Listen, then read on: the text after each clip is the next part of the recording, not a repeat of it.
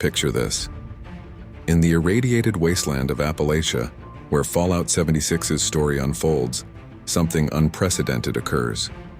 A lone ghoul, his skin ravaged by radiation, stumbles upon an otherworldly artifact, the Omega Effect, the very source of darkseid's cosmic power. At first, the transformation is subtle. The ghoul's deteriorating flesh begins to heal, not back to human form, but into something more formidable. His glowing eyes, once a mark of his radiation-twisted existence, now burn with the Omega beams, darkseid's signature weapon of absolute destruction. But here's where things get interesting. Unlike darkseid, this ghoul remembers their humanity, remembers the world before the bombs fell.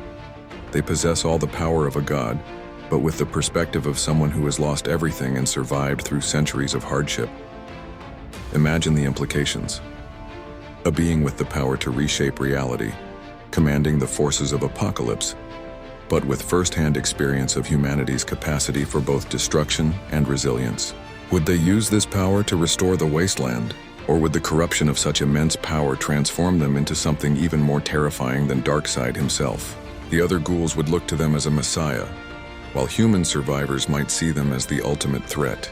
Brotherhood of Steel would be scrambling to contain this new power, while the Enclave would be desperate to harness it. Think about the factions of Appalachia trembling as this ghoul-turned-god walks among them, every step causing the earth to quake, every gesture potentially unleashing devastation that makes nuclear weapons look like firecrackers in comparison. This isn't just about power, it's about choice. Would centuries of experiencing humanity's worst bring out compassion or contempt? Would they seek to rule, to restore, or to destroy? In the end, perhaps the most terrifying aspect isn't the power itself, but the question of what someone who has lived through the apocalypse would do with the power of a god.